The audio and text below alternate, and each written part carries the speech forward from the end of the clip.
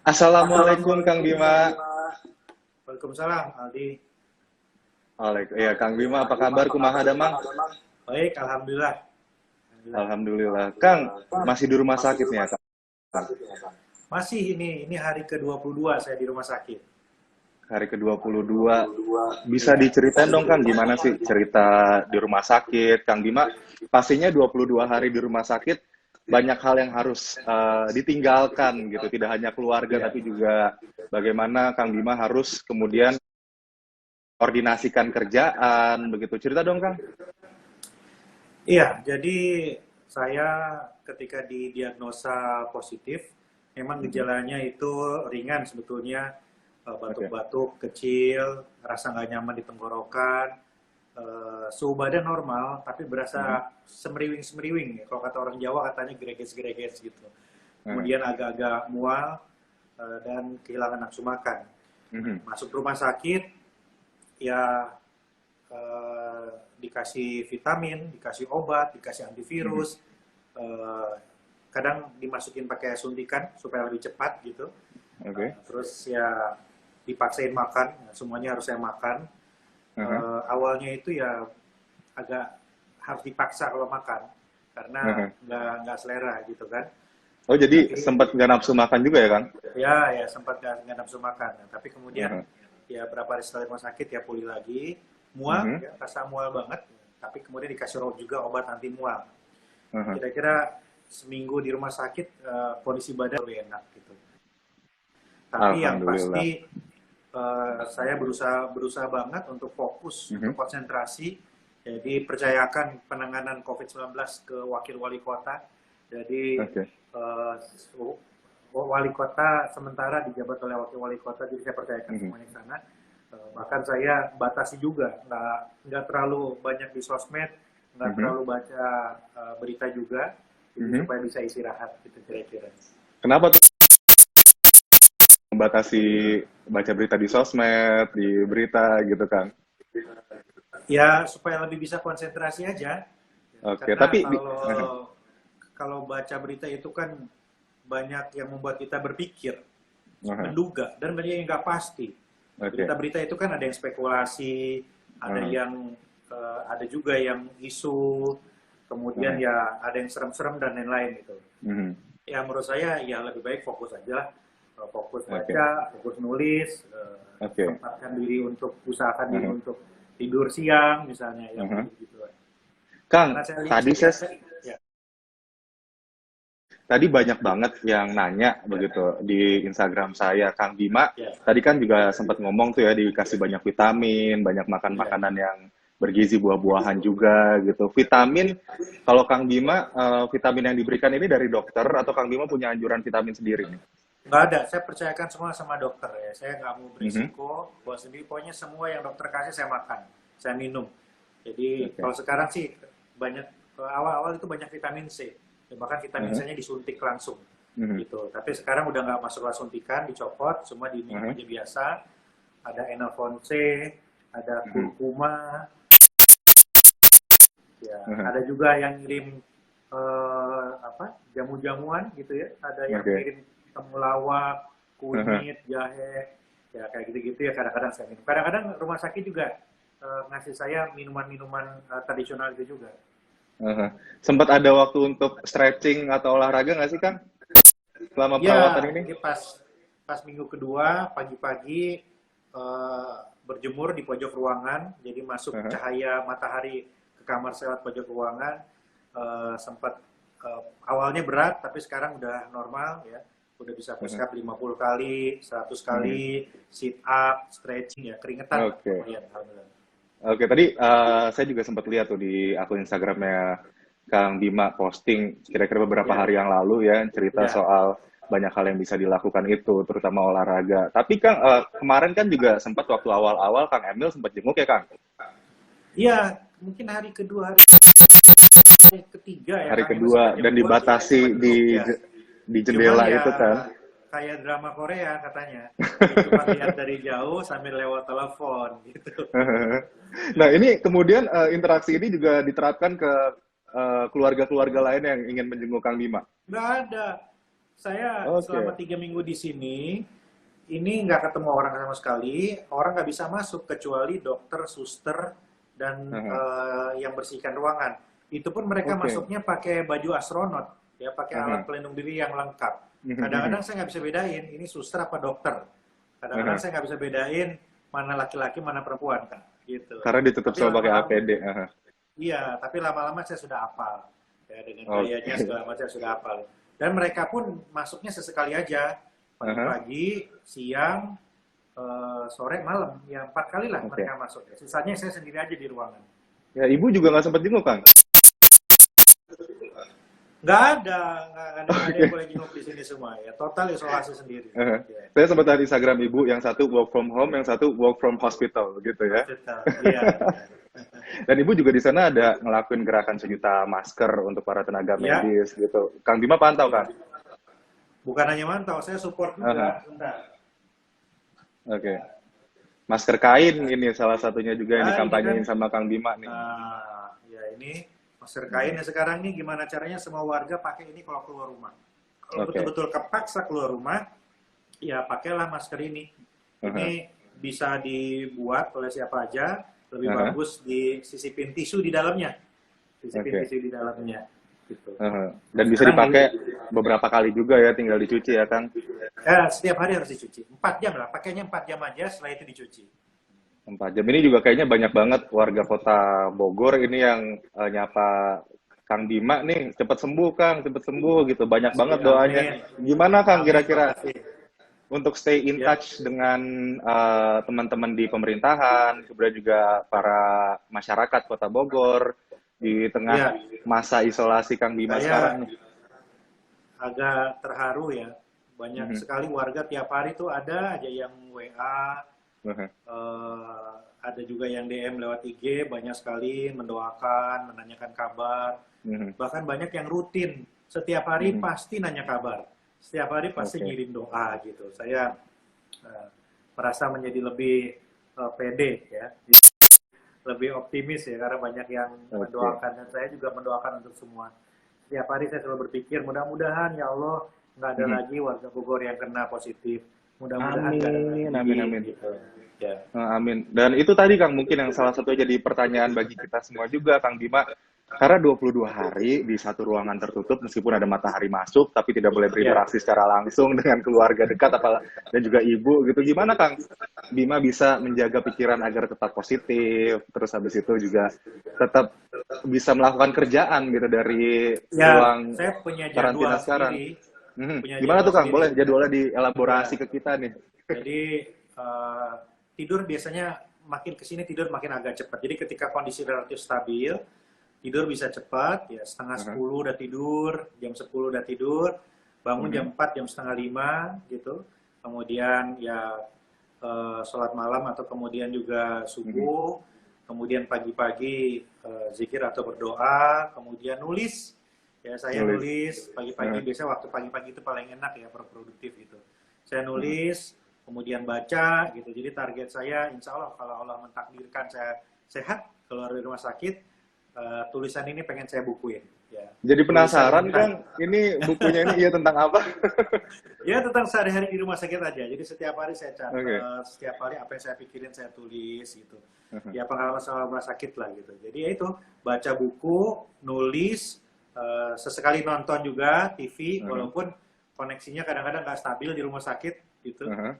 Tapi kadang-kadang juga nonton, tapi nggak terlalu sering lah. Ya lebih sering baca, nulis ataupun komunikasi dengan para sahabat, Oke. saudara-saudara, tim Aha. saya gitu. Sesekali telepon wakil wali kota untuk Aha. update aja, bertukar kabar.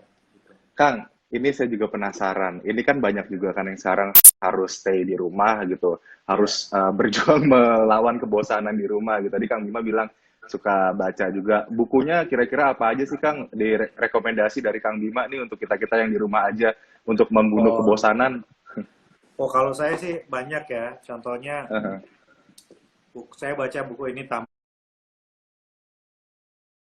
ya. Ini tentang penaklukan Konstantinopel. Ya, Oke. Mehmet Al-Fatih gitu. Ini saya Aha. baca.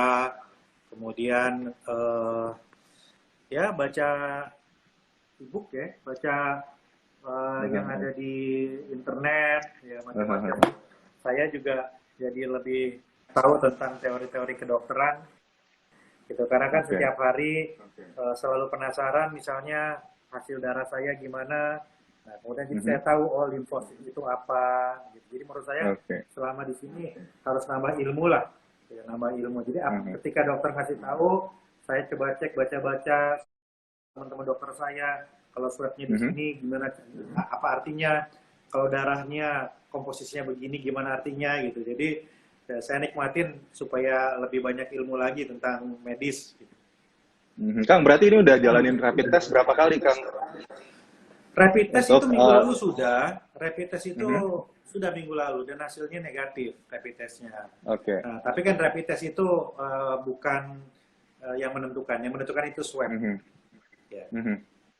Nah, swabnya sejauh ini terakhir swab itu kapan, Kang, tesnya? Terakhir kemarin, ini masih nunggu hasil. Terakhir kemarin. Masih nunggu hasilnya. Kira-kira kalau misalnya nanti keluar, warga Kota Bogor pasti udah kangen nih sama wali kotanya nih. Ada nggak kepastian dari dokter kira-kira kapan keluar, Kang? Tapi begini, secara klinis memang saya alhamdulillah baik-baik saja. Sebetulnya sudah bisa pulang ke rumah. Tapi kalau ini harus isolasi tambahan lagi, protokolernya itu 14 hari masih harus isolasi mandiri di rumah. Iya, jadi nggak bisa langsung aktivitas, tetap harus isolasi lagi di rumah lanjut. Kang Bima ini nanti akan lebih milih isolasi di rumah atau di rumah sakit, tetap lanjutin aja gitu?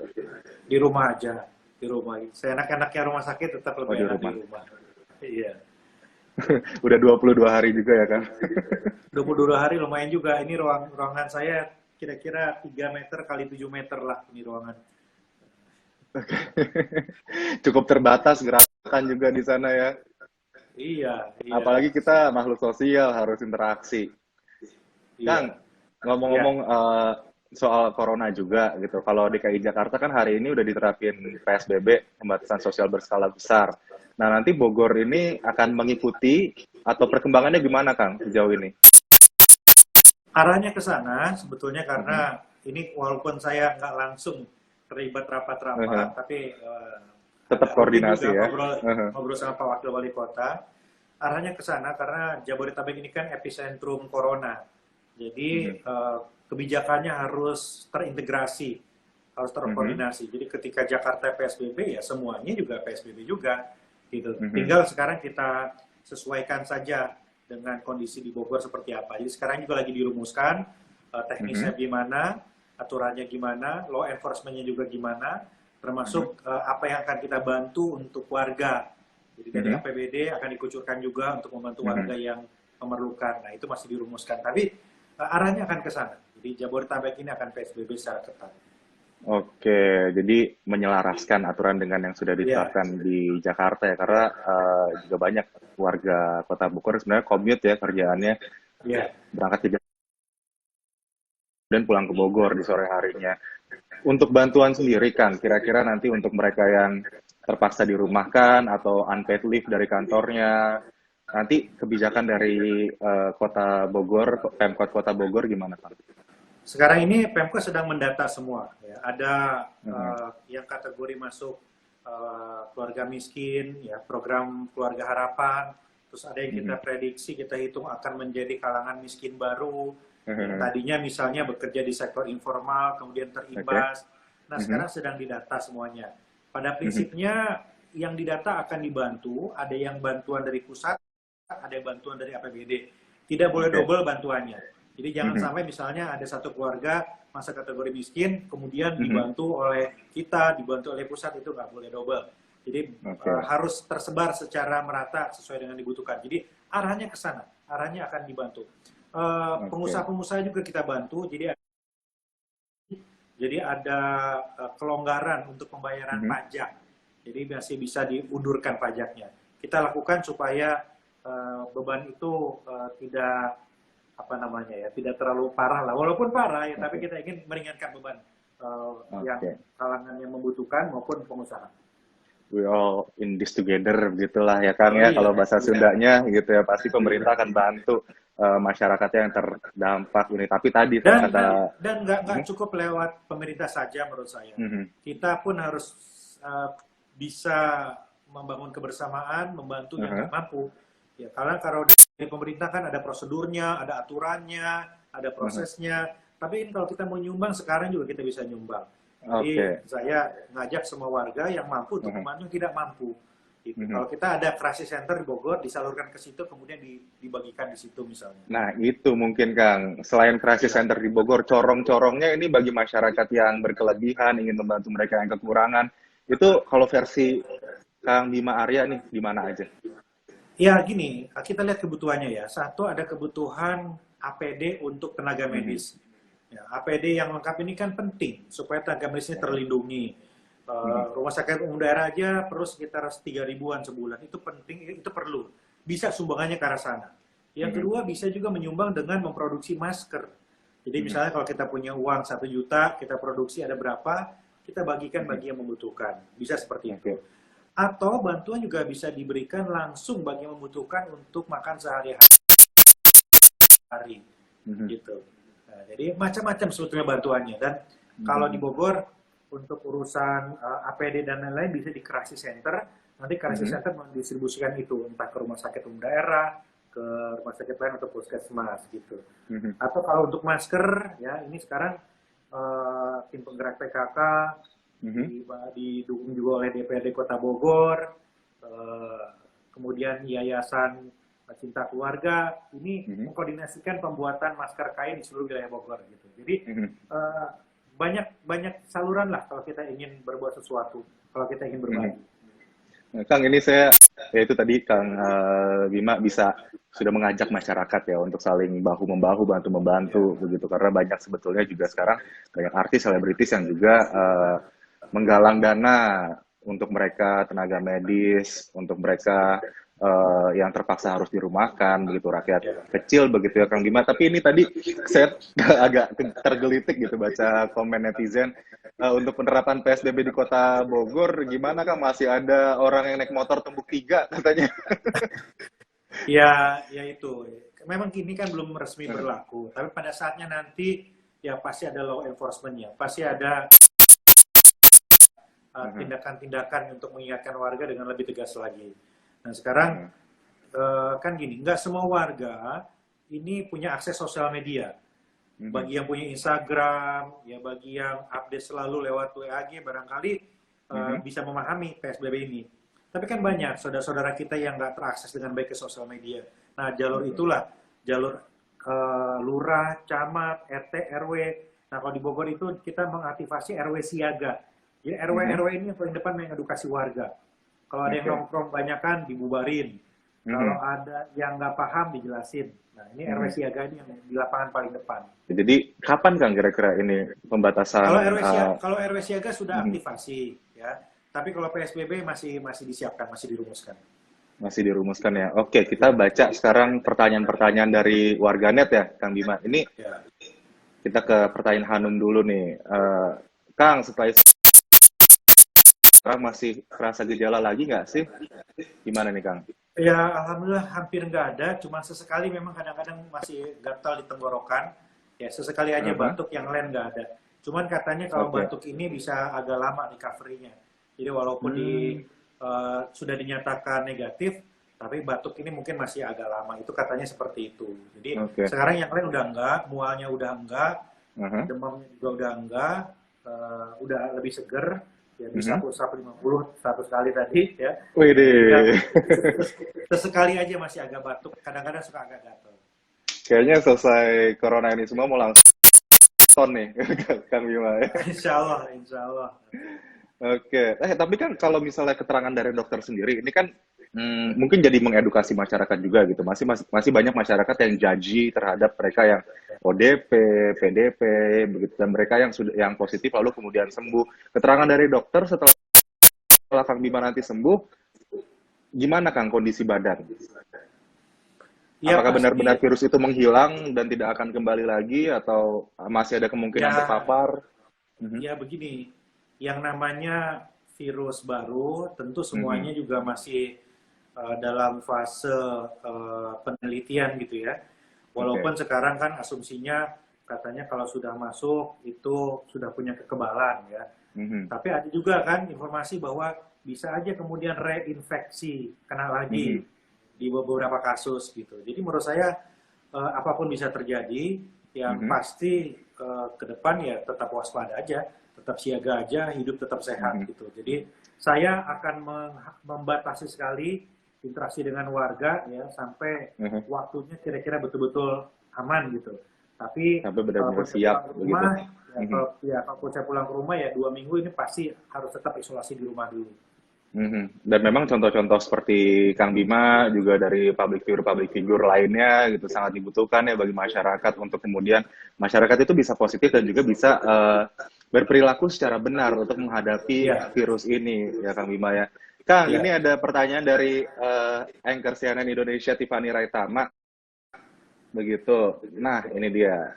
Kalau nanti udah keluar dari rumah sakit, sebutin dong 3 makanan yang pengen dimakan atau tempat makan. Nah, Sate kambing, soto Bogor, sama toge Bogor. Oke, semoga benar-benar nih Kang Bima masih menunggu hasil terakhir dari dokter, bisa benar-benar bisa sembuh, bisa negatif dari COVID, kembali lagi ke masyarakat, kembali lagi mengabdi, dan kalau saya tidak salah juga Kang Bima sempat statement kalau misalnya nanti semua gaji operasional, gaji dari wali kota dan jajaran itu akan diberikan untuk penanganan COVID ini, Kang. Insya Allah. Insya Jadi Allah. semua biaya operasional wali kota, pendapatan gaji wali kota akan saya sumbangkan bagi yang membutuhkan selama musibah atau wabah COVID ini, insya Allah. Amin, amin ya rabbal alamin. Dan semoga ini bisa jadi contoh juga bagi semua yang nonton live Instagram hari ini. Kang Bima, terima kasih banyak sudah bergabung sama kami malam ini, Kang. Makasih Aldi. Semoga sehat semua, tetap semangat, tetap optimis. Amin, tetap optimis. Cepat sembuh ya Kang, kita tunggu nanti wawancara-wawancara lainnya dengan CNN Indonesia. Mari Kang, Assalamualaikum. Waalaikumsalam. Oke, terima kasih. Terima kasih.